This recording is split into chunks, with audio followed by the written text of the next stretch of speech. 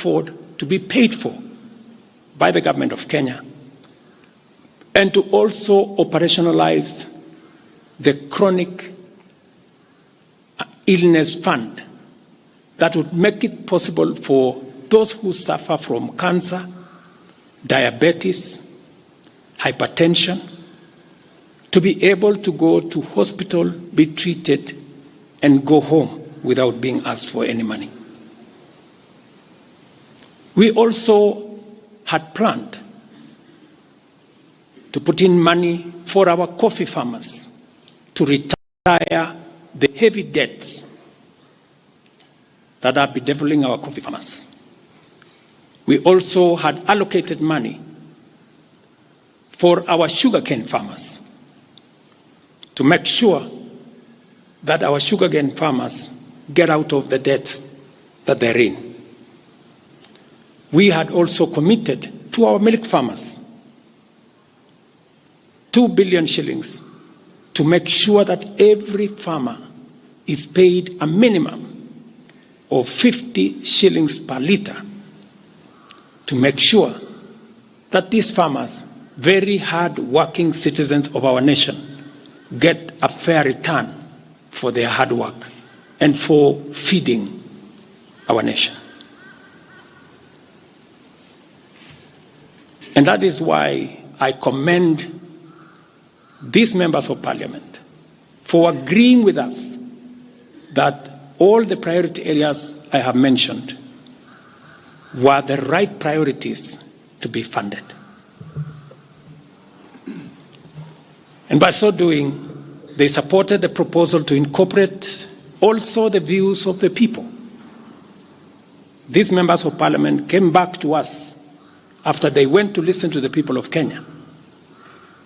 And they came back and reduced the budget on their own by 146 billion shillings. Notwithstanding all these concessions, it has become evident that members of the public still insist on the need for us to make more concessions. And because I run a government, but I also lead people, and the people have spoken, I am grateful to all the members of the National Assembly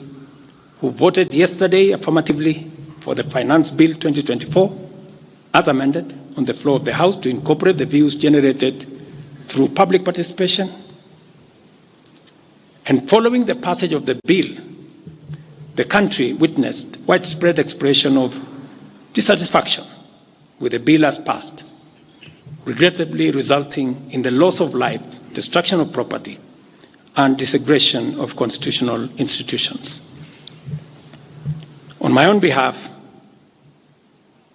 and on behalf of these members and many other Kenyans, I send my condolences to the families of those who lost their loved ones in this very unfortunate manner. Consequently, having reflected on the continuing conversation around the content of the Finance Bill 2024, and listening keenly to the people of Kenya who have said loudly that they want nothing to do with this Finance Bill 2024, I concede, and therefore I will not sign the 2024 Finance Bill, and it shall subsequently be withdrawn, and I have agreed with these members that that becomes our collective position.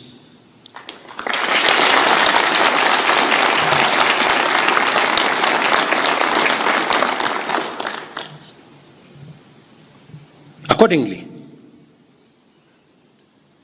there is need for us as a nation to pick up from here and go into the future. And I am therefore proposing that because We have gotten rid of the Finance Bill 2024,